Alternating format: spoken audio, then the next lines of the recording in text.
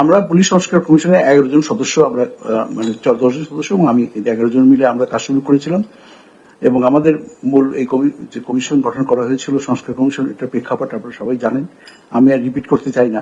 গত জুলাই মাসে এবং আগস্ট মাসের যে গণ আন্দোলনের সময় 2000 বেশি, আনুমানিক 2000 ছাত্র জনতা নিহত হয়েছে, 40,000-এর বেশি ছাত্র জনতা জনসাধারণ ক্ষতিগ্রস্ত হয়েছে, বিশেষ করে আহত হয়েছে। সুতরাং এর প্রেক্ষিতে আমরা এই বিষয়টি খুব গুরুত্ব সহকারে বিবেচনা করি এবং আমরা বাংলাদেশের 17 থেকে 18 কোটি লোকের মতো একটা দেশ পপুলেশন, সেখানে পুলিশ বাহিনীর সংখ্যাও 2,20,000 এবং এরা প্রায় 3,000-এর বেশি আইন কানুন পুলিশ বাহিনীকে ডিল করতে হয়। সুতরাং আমরা খুঁটিনাটি প্রত্যেকটা আইন তো আমরা অ্যানালাইসিস করতে পারিনি। আমরা দেখেছি যে ইন জেনারেল যেগুলো দু একটা জিনিস ক্রস কাটিং ইস্যু, সেগুলো নিয়ে আমরা দেখাশোনা করেছি। তো প্রাথমিকভাবে আমরা চেষ্টা করেছিলাম যে আইন কানুন যেগুলো আমাদের আছে, যেগুলো জনসাধারণের জন্য প্রয়োগ করতে গেলে জনসাধারণের কষ্ট লাভও হবে, এই ধরনের আইন আমরা, তো এগুলোকে আমরা সুপারিশমালা দিয়েছি, তৈরি করেছি। এখানে 3টি ভাগ করেছি, একটা অবিলম্বে বাস্তবায়নযোগ্য, তারপর হলো মধ্যমেয়াদী, একটা দীর্ঘমেয়াদী।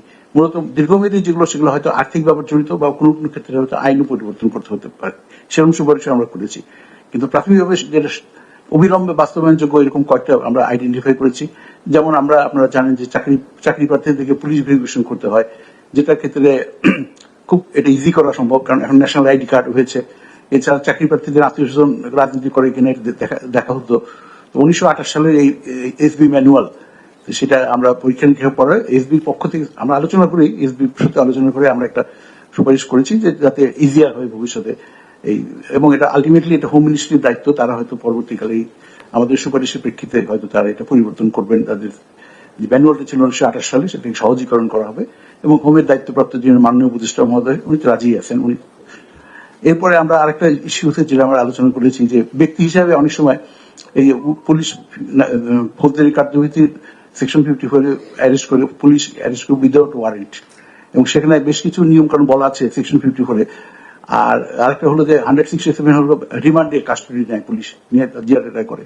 এই দুটি ক্ষেত্রেই বেশ কিছু মামলা মোকদ্দমা হয়েছে এবং হাইকোর্ট এবং সুপ্রিম কোর্টের কিছু রায় আছে, নির্দেশনা আছে, এবং তার প্রেক্ষিতে এই নির্দেশনাগুলো যদি বাস্তবায়ন করা যেত তাহলে হয়তো বা জনসাধারণের কষ্ট লাঘব হতো, কোনো এক্সেসিভ ফোর্স ইউজ করা হতো না, পুলিশ মানে আরবিট্রারি ভাবে কোনো কিছু অ্যারেস্ট করতে পারতো না, কারণ নির্দেশনা মানতে হতো। কিন্তু এটা আবার একটা সরকারের পক্ষ থেকে একটা রিভিউ পিটিশন দেওয়া আছে সুপ্রিম কোর্টে, তার ফলে এটা এখন বাস্তবায়ন করা হচ্ছে না। আমাদের পক্ষ থেকে রিকোয়েস্ট, অনুরোধ, সুপারিশ করেছি যে এই রিভিউ পিটিশনটা যেন সরকার উইথড্র করে, তাহলে হাইকোর্ট এবং সুপ্রিম কোর্টের যে নির্দেশনা আছে সেগুলো সেকশন 54 এর ক্ষেত্রে এবং রিমান্ডের ক্ষেত্রে 167 এর ক্ষেত্রে এটা হয়তো বাস্তবায়ন করা সম্ভব হবে। এটার ক্ষেত্রে যেটা প্রয়োজন সেটা আইন মন্ত্রণালয় হয়তো করবেন, আইনের সঙ্গে হয়তো কোনো অ্যামেন্ডমেন্ট দিবেন বা ব্যাখ্যা দিবেন বা কোনো নির্দেশনা ঠিক করে দিবেন, আইন মন্ত্রণালয় অবশ্য করবেন ফাইনালি।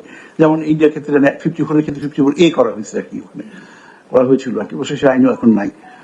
এরপরে হলো যে আরেকটা জিনিস খুব গুরুত্বপূর্ণ ছিল, সেটা হলো use of force against mob, অর্থাৎ একটা ক্রাউডের উপর, ক্রাউডকে যখন কন্ট্রোল করতে হয় তার জন্য বিশেষ কিছু নিয়ম কানুন আছে, ফৌজদারি কার্যবিধি 1898 সালেরই ফৌজদারি কার্যবিধি আছে। কিন্তু ক্রাউড কন্ট্রোলের ক্ষেত্রে যে নিয়ম কানুনগুলো আছে সেটাকে প্রয়োগের ক্ষেত্রে এটা করা হয়, সাধারণত পিআরবি ফলো করা হয় 1943। কিন্তু দেখা গেল যে এটা এখন আমরা অনেক খুঁজে ইয়ে করেছি, আমরা নতুন কোনো আইডিয়া দিইনি। এটা হলো যে আমাদের বাংলাদেশের পুলিশ যখন জাতিসংঘের অধীনে শান্তিরক্ষী বাহিনী হিসেবে কাজ করতে যান, আফ্রিকা এবং ইউরোপের বিভিন্ন দেশে তারা মিলে কাজ করেন এবং জাতিসংঘ থেকে কিছু মডেল দেওয়া হয়েছে, কিছু নির্দেশনা আছে, সেই নির্দেশনা হিসেবে তারা কাজ করেন।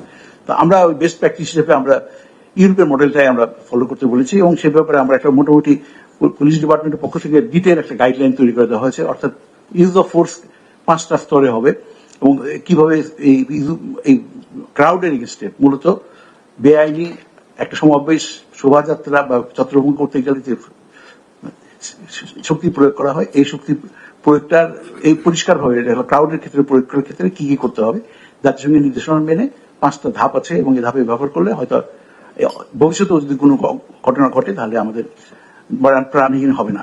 এটাই মূলত আমাদের ইয়ে ছিল। আরো অনেকগুলো ইস্যু ছিল, যেমন আইনের ক্ষেত্রে শুধু সংক্ষেপে বলি, আমরা আইডেন্টিফাই করছি 22টা আইন।